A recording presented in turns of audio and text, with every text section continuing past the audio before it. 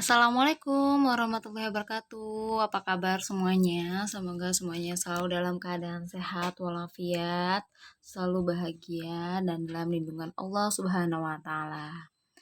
Baiklah, kita lanjut ya materi kita sebelumnya tentang organ reproduksi pada pria. Kali ini kita akan mempelajari tentang sistem reproduksi pada wanita. Dimulai kita akan tahu apa saja organ-organ yang berperan dalam organ reproduksi pria wanita. Kemudian proses pembelahan sel ovum ya dalam proses oogenesis hingga proses menstruasi. Nah, di sini ada dua gambar ya dengan sisi yang berbeda, sama-sama sistem reproduksi pada wanita. Cuman bedanya kalau yang ini ya, yang ini tampak dari depan. Oke.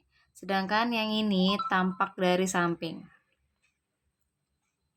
Kalau misalnya tampak dari depan, ini dimulai dari bawah ya, dari vagina, kemudian sini ada cervix.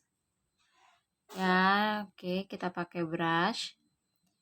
Dimulai sini dari vagina, kemudian ada cervix, kemudian sini ada rahim, ke sini ada tuba fallopi sampai ke fimbrenya ya hingga ke ovarium. Oke. Nah, kemudian yang ini dari samping sama aja sebenarnya, cuman bisa lebih tampak ya bagian-bagian organ yang luarnya.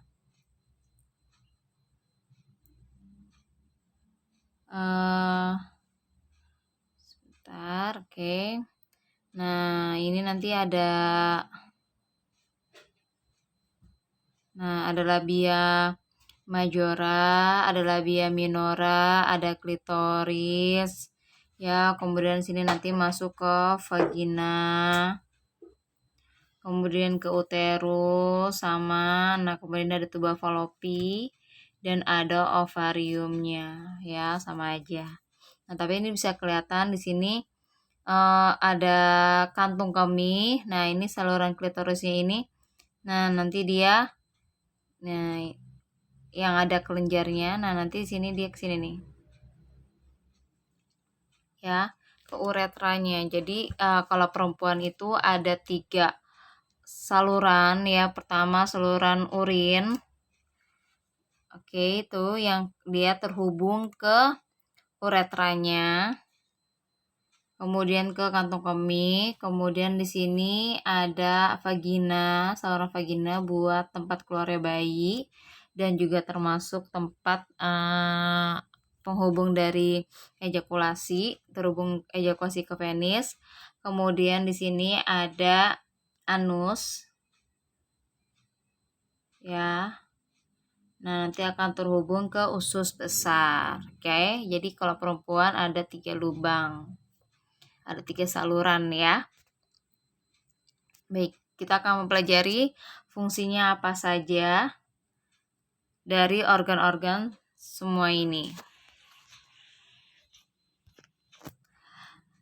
Sebelum kita pelajari fungsi-fungsi dari organ tersebut, kita harus tahu dulu bahwa tujuan dari semua ya dari berbagai macam organ reproduksi pada wanita, tujuannya itu ada 2, yaitu yang pertama adalah untuk menghasilkan sel ovum, tentunya dibantu dengan hormon yang namanya hormon estrogen. Ini hanya khusus ada di perempuan saja dan sebagai tempat berkembangnya janin. Ya, kalau kemarin organ reproduksi pria dia hanya untuk sebagai tempat pembentukan dari sel sperma saja. Ya, karena memang tempat berkembangnya janin atau bayi, nah itu hanya ada di rahimnya perempuan, tidak ada di organ reproduksi kelamin yang lain. Ya, hanya ada di perempuan. Walaupun itu pria misalnya dia sudah operasi plastik, operasi kelamin, ya tetap tidak akan bisa operasi rahim ya, karena rahim itu hanya ada di wanita saja. Nah, sama halnya dengan seperti pada pria, kita bagi menjadi 2 bagian besar ya, kelompok-kelompok organ reproduksi pada wanita ini. Ada bagian luar dan ada bagian dalam. Di bagian luar ada mons veneris ya, ada labia mayor, ada labia minor, ada klitoris sama kelenjar vestibularis mayor. Nah, mons pertama ini adalah mons veneris. Nah, dia ini adalah bantalan lemak yang terletak di depan simfis pubis atau tulang kemaluan. Nah, kemudian ada labia mayor sama minor. Nah, dari yang mons veneris ini di bagian luar itu akan ada dua lipatan tebal yang membentuk sisi vulva. Ya, dia adalah bibir bagian besar, yang bibir yang besar ini. Itu adalah labia mayor. Nah, di dalam labia mayor ada labia minor, bibir kecil, ada dua juga sama. Nah, nanti di tengah-tengahnya labia minor itu ada kelipatan kecil ya, namanya klitoris. Nah, dia ini dia sebuah jaringan erektil kecil yang serupa dengan penis laki-laki. Ya, nantinya klitoris ini dia itu akan terhubung ke uretra. Dari uretra kemudian ke kantung kemih. Jadi buat tempat salurannya urin ya. Nah, kemudian ada kelenjar vestibularis mayor atau kelenjar Bartolini. Nah, dia ini terletak tepat di belakang labia mayor. Di setiap sisi kelenjar ini mengeluarkan lendir dan salurannya keluar antara himen dan labia minor. Nah, himen ini dikenal sebagai selaput darah yang merupakan selaput dari membran tipis yang di tengahnya itu terdapat lubang tempat keluarnya darah menstruasi yang nanti akan terhubung ke vagina. Ya. Jadi tadi udah kelihatan ya yang ini nih. Nah, dari samping nih, kalau misal tadi organ yang luarnya. Nah, tadi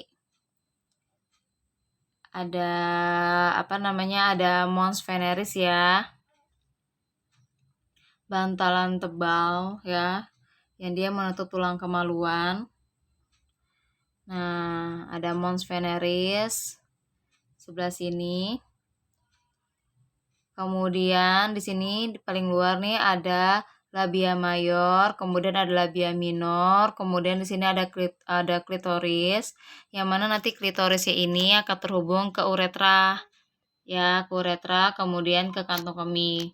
Nah, kemudian ada kelenjar Bartolini, yang nanti dia akan terhubung dengan vagina, gitu, oke? Next. Nah, kemudian apa itu vagina? Nah, vagina ini dia adalah tabung berotot yang dilapisi membran dari jaringan epitel dan dialiri pembuluh darah. Nah, panjang vagina ini adalah dari vestibula sampai serviks atau mulut rahim. Yang mana vagina ini berfungsi sebagai tempat penyimpanan sperma dan berguna dalam proses kelahiran bayi. Lah, kok sebagai tempat penyimpanan sperma? Kan sperma adanya di laki-laki. Iya, kalau misalnya wanita pada saat si uh, penis ini melakukan ejakulasi ke vagina, nah maka pada saat sperma keluar dari penis itu akan disimpan dulu di vagina ya. Nah, nanti sambil si sperma itu jalan masuk ke saluran selanjutnya gitu. Nah, di sini untuk vagina ini tadi kan panjangnya dari vestibula sampai serviks ya, lumayan panjang. Tapi ada beberapa kasus yang dia itu saluran vaginanya itu pendek. Ada efeknya pastinya. Efeknya itu adalah mudah keguguran. Kenapa? Karena posisi bayi itu sangat rentang, sangat mudah untuk keluar karena saking pendeknya saluran vagina tersebut. Gitu, mau nggak mau harus dioperasi terus kayak semacam diikat gitu biar vaginanya ini nggak cepat melebar, nggak cepat robek, dan bisa menahan bayi sampai nanti waktunya kontraksi yang tepat untuk melahirkan. Tuh. Nah, kemudian ada uterus atau rahim, tempat janin menempel, tumbuh dan berkembang sampai proses kelahiran. Nah, di bawah uterus itu dia menyatu dengan vagina dan bagian atasnya menyatu dengan tuba fallopi. Tadi jadi bagian tengah-tengah ya. Ingat tuh, bagian uterus menyatu dengan vagina, di bagian bawahnya, atasnya itu tuba fallopi. Ya, nih. Oke. Bagian bawahnya itu ada vagina. Nah, atasnya menyatu dengan tuba fallopi. Nah, ininya adalah uterus. Tuh. Kemudian ada tuba fallopi itu sendiri atau oviduk. Nah, dia itu juga disebut dengan saluran telur atau saluran sel ovum karena buat tempat si sel ovum ini jalan mengalir ya. Nah, juga sebagai tempat fertilisasi. Nanti kita akan belajar setelah ini. Nah, jadi di sini ada tuba falopi atau disebut juga oviduk. Dia sebagai saluran telur atau sel ovum yang terdapat di sebelah kiri dan kanan bagian atas uterus. Panjangnya kurang lebih 10 cm dan di bagian ujung dekat uterus itu menyempit. Pada ujung tuba falopi itu terdapat fimbre atau jumbai-jumbai yang berfungsi menangkap sel telur atau sel ovum saat ovulasi. Ovulasi itu adalah proses pelepasan dari sel ovum ya, dari ovarium. Sel ovum itu ada di ovarium sebenarnya. Nah, nanti dia akan lepas ke tuba falopi. Itu namanya proses ovulasi. Nah, nanti akan ditangkap lah tuh oleh si jumbre-jumbre itu. Kemudian tuba falopi ini berfungsi untuk mengantarkan ovum dari ovarium ke uterus dan merupakan tempat terjadinya fertilisasi. Oke, nanti buat kita proses ovulasinya akan di slide sebelumnya ya. Kita belajar ke ovarium dulu. Apa itu ovarium? Ovarium ini adalah organ yang berfungsi menghasilkan ovum, terletak di kanan dan kiri uterus di bawah tuba falopi, dan juga sebagai tempat sekresi hormon estrogen yang membantu dalam proses oogenesis. Gitu. Nah, di sini dia itu ovarium bukan hanya menghasilkan sel ovum tapi juga menghasilkan mensekresikan hormon estrogen. Disinilah jadi di sini prosesnya pada saat si ovarium ini dia akan menghasilkan sel ovum melalui proses oogenesis. Kalau dia sudah dewasa, dia sudah matang, maka sel ovumnya akan lepas menuju ke tuba falopi. Tapi bagaimana cara lepasnya keluarnya ini? Nah, nanti pada saat si sel ovum ini mau keluar dari ovarium, akan ditangkaplah oleh si fimbre, si jumbai-jumbai ini. Kalau ditangkap, baru deh sel ovum aman untuk menuju ke tuba falopi. Gitu. Nah, ini dia buat ke saluran telur gitu. Kalau misalnya dia nggak ada sel sperma yang masuk gitu ya.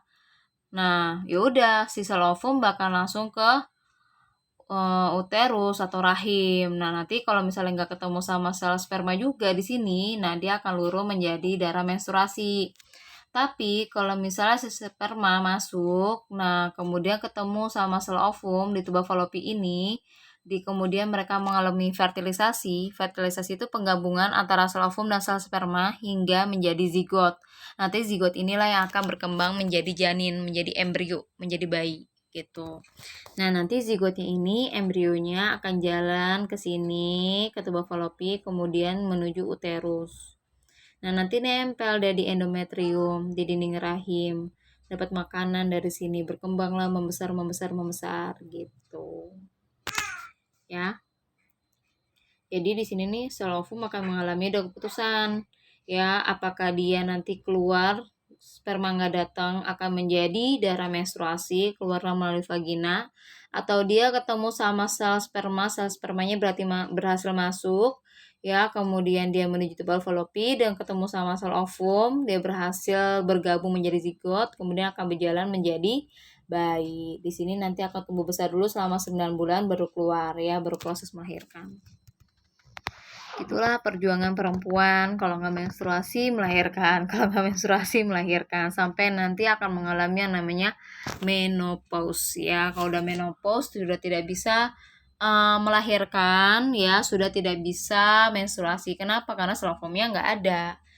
Karena ovarium ini sudah tidak berfungsi untuk menghasilkan sel ovum. Jadi kalau udah nggak ada sel ovum ya udah nggak bisa menstruasi juga, nggak bisa melahirkan juga ya, karena nggak ada bibitnya. Oke. Jadi sebelum kita lanjut, kita tahu ya bahwa perjuangan wanita itu, perempuan itu sangat luar biasa. Bagi yang perempuan ya, setelah kalian mempelajari ini, kalian harus bisa lebih menjaga kesehatan kalian, khususnya kesehatan reproduksi kalian itu karena sangat penting banget, itu aset buat kalian, masa depan kalian. Dan kehormatan kalian juga tentunya ya harus dijaga benar-benar, karena sekali saja tersentuh dengan yang haram, nah semuanya tidak akan bisa kembali lagi seperti semula. Kalau wanita itu sangat-sangat berbekas ya. Yang laki-laki ya dengerin nih. Coba kalau misalnya kalian ya mengkotori ya atau menginjak-injak kehormatan wanita. Bayangkan kalau wanita itu adalah adik perempuan kalian atau kakak perempuan kalian atau ibu kalian atau tante kalian atau orang yang kalian sayangin. Coba apa yang kalian rasain. Ya, jadi walaupun mau perempuan ataupun laki-laki saling menjaga kehormatannya masing-masing. Oke, karena kalau misalnya sudah sekali tersentuh sudah tidak akan bisa kembali lagi seperti semula. Oke.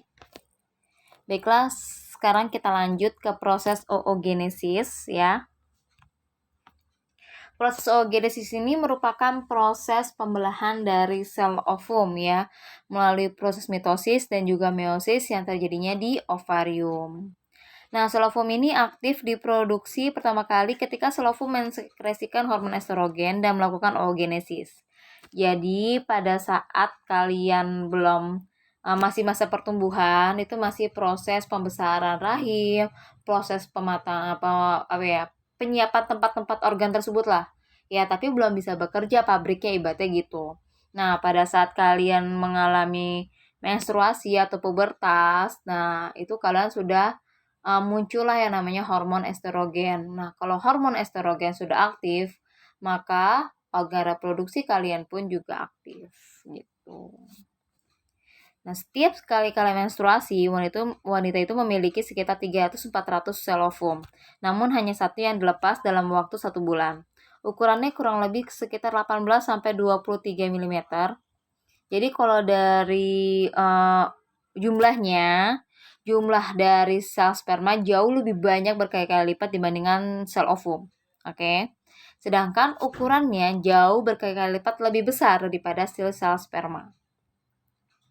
Dan sel ovum pun juga lebih lama umurnya dibandingkan sel sperma. Ya, sel ovum ini bisa berumur kurang lebih 28 hari atau 1 bulan. Itulah umumnya siklus menstruasi kita. Dan bentuknya pun juga berbeda ya. Kalau misalnya sel sperma kemarin kalian lihat ada kepalanya, ada lehernya, kemudian ada flagellanya ya. Nah, kalau misalnya sel ovum ini hanya bulat aja, tapi dalamnya ada nukleus, kemudian ada sitoplasma, ada membran vitalin, ada pelusida ya. Dan inilah bagian-bagian dari sel ovum. Oke. Nah, di sini oogenesis ini dia itu kan proses pembelahan sel ovum ya atau memperbanyak dirinya dari sel ovum. Sel ovum yang ingin melakukan pembelahan sel itu disebut dengan oogonium yang mengandung 46 kromosom. Nah, selanjutnya oogonium ini akan melakukan pembelahan secara mitosis sehingga berubah menjadi oosit primer yang mengandung 46 kromosom. Dia masih diploid ya, masih 2N. Karena belum membelah, dia hanya ibaratnya berdiferensiasi sel. Nah, kemudian oosit primer ini akan melakukan pembelahan secara meiosis pertama hingga menghasilkan satu oosit sekunder dan satu badan polar pertama dengan jumlah kromosom masing-masing 23 kromosom karena dibagi 2. Berarti ini sudah haploid karena sudah terbagi. Nah, selanjutnya masing-masing dari satu sel oosit sekunder dan satu sel badan polar 1 masing-masing akan membelah secara meiosis 2. Nah, menghasilkan satu sel oosit sekunder menjadi satu sel ootit dan satu sel badan polar yang kedua. Sedangkan satu sel badan polar yang pertama akan membelah menjadi 2 sel badan polar yang kedua, yang semuanya mengandung 23 kromosom. Kalau misalnya yang badan polar ini kan tadi kan berarti hasilnya adalah 3 badan polar yang nantinya akan melebur. Sedangkan yang ootit ini akan membelah secara oogenesis atau melakukan ovulasi dan fertilisasi. Ya, Ibu ulangin lagi ya melalui bagan. Jadi di sini sorry hilang. Ya, jadi di sini sel ovum yang ingin melakukan pembelahan sel dia akan berubah ya menjadi oogonium yang dia ini masih diploid ya. Nah, dia masih diploid nih. Masih 46 kromosom. Nah, kemudian dia mengalami diferensiasi sel menjadi oosit primer. Kalau sudah menjadi oosit primer, tetap masih diploid ya, masih 46 kromosom. Nah, tapi dia sudah siap melakukan pembelahan sel. Terjadilah pembelahan sel yang pertama secara meiosis yang pertama, menghasilkan satu oosit sekunder dan satu badan polar 1. Nah, kemudian masing-masing dari oosit sekunder dan badan polar ini dia mengalami pembelahan sel yang kedua. Yang oosit sekunder dia menjadi satu ootit ya dan satu badan polar yang kedua. Sedangkan badan polar yang ke satu dia membelah menjadi dua, menghasilkan dua-duanya adalah badan polar yang kedua. Jadi hasilnya ini adalah satu ootit ya dan tiga badan polar gitu. Yang badan polar ini dia akan melebur ya dan bisa menjadi makanan untuk si ootit. Nah, ootitnya ini dia akan berkembang menjadi sel ovum. Yang mana nanti sel ovumnya bisa membelah lagi menjadi oogonium atau dia akan mengalami fertilisasi bertemu dengan sel sperma atau dia akan melebur menjadi darah menstruasi. Gitu. Oke? Paham ya? Sip. Lanjut kita ke menstruasi. Ya, menstruasi di sini adalah peristiwa keluarnya darah dari vagina, yang mana sebenarnya dia adalah proses peleburan dari sel ovum karena tidak dibuahi oleh sel sperma. Jadi kalau misalnya dia tidak ketemu sama sel sperma, maka dia akan keluar dari menstruasi. Orang yang hamil tidak akan menstruasi. Kenapa? Karena sel ovumnya sudah bergabung bersama dengan sel sperma menjadi zigot yang akan berkembang menjadi embrio bayi gitu. Dan di sini siklus menstruasi itu dimulai pada usia kurang lebih 10-15 tahun, tidak bisa diukur. Kenapa? Karena menstruasi ini termasuk dalam proses perkembangan ya. Dia bersifat kualitatif, tidak bisa diukur ya. Dan dia akan berakhir pada usia kurang lebih 45-55 tahun, tergantung pada kualitas dari organ reproduksi wanita tersebut, dengan menstruasi terakhir atau menopause ya. Jadi kalau sudah tidak bisa menstruasi, tidak bisa punya anak, berarti sudah tidak bisa menghasilkan sel ovum lagi, maka dia dinyatakan sudah menopause. Dan di sini lamanya pendarahan, keluarnya darah haid itu ya rata-rata berlangsung sekitar 2-6 hari tergantung siklusnya. Yang mana siklus menstruasi ini dianggap normal bila berlangsung antara 21-41 hari. Satu siklus ya jedanya. Nah, siklus menstruasi ini dibedakan dalam 2 tahap, yaitu ada tahapan ovulasi ya, ada tahapan sebelum ovulasi atau praovulasi dan tahap sesudah ovulasi atau pasca ovulasi. Yang mana tahap sebelum ovulasi atau praovulasi ini dia merupakan jangka waktu antara hari pertama haid sampai saat ovulasi. Sedangkan tahap sesudah ovulasi atau pasca ovulasi merupakan jangka waktu antara ovulasi sampai hari pertama haid berikutnya.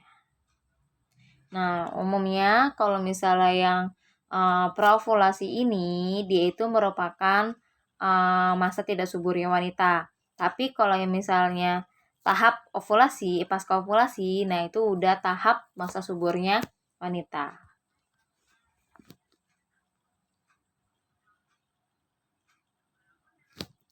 Oke, kalian bisa lihat di sini. Nah, ini adalah bagian dari menstruasi. Yang mana kalian bisa lihat, jadi tadi ada nah ini di bawah ini ada tanggalan ya. Ini tanggalan dari tanggal 1 sampai tanggal 28 karena umumnya siklusnya 28 hari. Tapi ini bisa berubah-ubah sesuai dengan kualitas organ reproduksi kita masing-masing. Ya. Oke. Nah, kalau misalnya yang menstruasinya di sini misalnya kita hitung dari tanggal 1 sampai tanggal 6 ya, kan 6 hari. Nah, berarti di sini adalah fase praovulasi. Nah, di sini ovulasinya. Dimulai dari sini sampai sini ini sudah mulai masa subur. Nah, sedangkan fase pasca ovulasi, nah ini udah mulai masa menuju masa tidak subur. ovulasi dan adalah masa puncak titik suburnya. Gitu. Ini juga bergantung pada hormon-hormon yang bekerja. Kalian bisa lihat di atasnya di sini. Nah, kalian bisa lihat di mana menstruasi ini rendah sekali untuk hormon estrogennya ya, LH-nya ya, itu sangat-sangat rendah, tapi untuk FSH-nya itu lumayan tinggi. Tapi pada fase praovulasi menjelang ovulasi, nah ini tinggi semua nih, estrogen, LH-nya, FSH-nya semuanya tinggi. Ya, karena ini pembentukan dari sel ovum. Nah, tapi sangat rendah nih dari menstruasi sama praovulasi, sangat rendah di progesteronnya. Tapi setelah pasca ovulasi, progesteronnya itu tinggi sekali. Oke. Bisa ya dilihat. Nah, di sini Ibu akan jelasin apa sih itu fase menstruasi. Nah, di sini fase menstruasi itu adalah fase ini akan terjadi dengan adanya sel telur yang telah dikeluarkan oleh ovarium yang tidak kunjung dibuahi, sehingga mengakibatkan kadar hormon progesteron dan juga estrogen itu menurun, ya kan? Dia mengalami penurunan. Nah, sehingga pada saat yang bersamaan, lapisan rahim yang telah menebal untuk persiapan terjadinya kehamilan atau disebutnya dengan endometrium ini akan meluruh bersama dengan sel ovum karena sudah tidak dibutuhkan dan akan keluar dari rahim sebagai darah menstruasi. Selain dalam bentuk darah, lendir serta jaringan rahim juga akan ikut keluar melalui vagina. Proses menstruasi ini akan terjadi sekitar 3 hingga 7 hari, akan tetapi tidak menutup kemungkinan bisa lebih. Batasnya itu adalah 14 hari. Lebih dari 14 hari, segera periksakan dirinya ke dokter, karena takutnya adalah pendarahan, bukan menstruasi. Nah, kemudian fase praovulasi.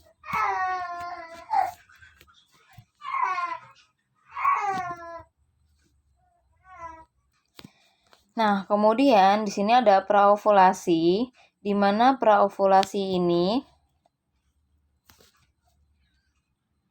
ya, itu adalah pada hari pertama terjadinya haid. Nah, para wanita ini umumnya akan dia mengalami fase praovulasi atau fase folikuler yang mana suatu hormon FSH atau perangsang folikel dia akan meningkat nih, udah mulai meningkat ya di fase praovulasi. Nah, keberadaan hormon tersebut akan memicu kelenjar hipofisis dalam meningkatkan kadar hormon lutein atau LH serta FSH. Jadi, nah folikel-folikel ini ya dia akan merangsang hormon-hormon ya. Ada FSH, ada LH sama estrogen. Nah, yang mana hormon FSH ini dia akan membuat indung telur dapat menghasilkan 5 hingga 20 kantong kecil atau folikel.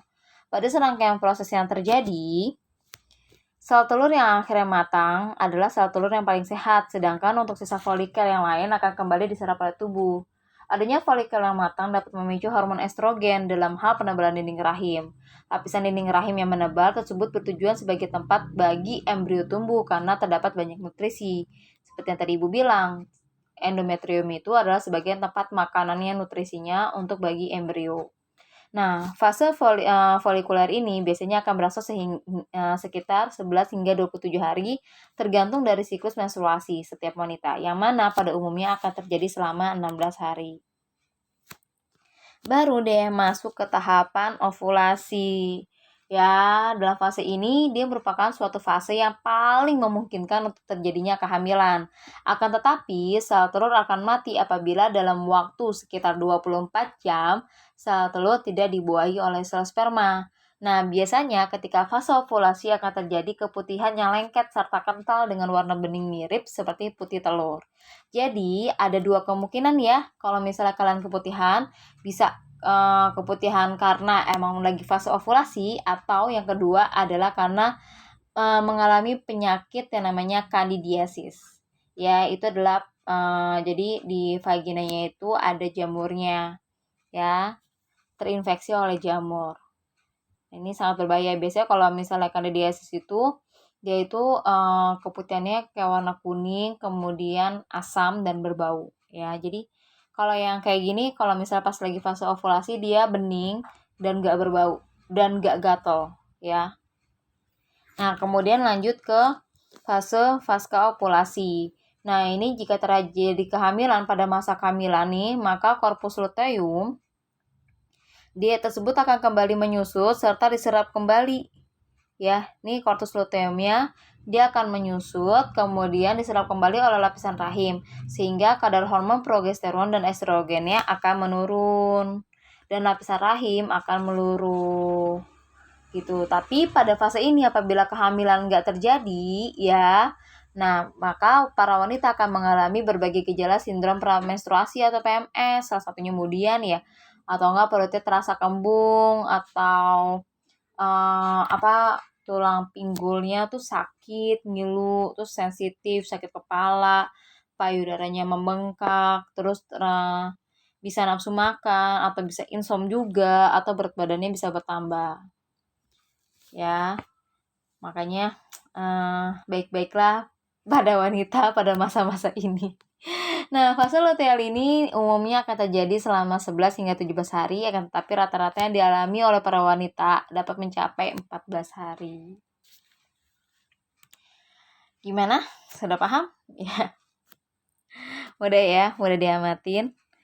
Udah dipelajari juga. Nah, nanti penjelasan ini bisa dibaca di sini.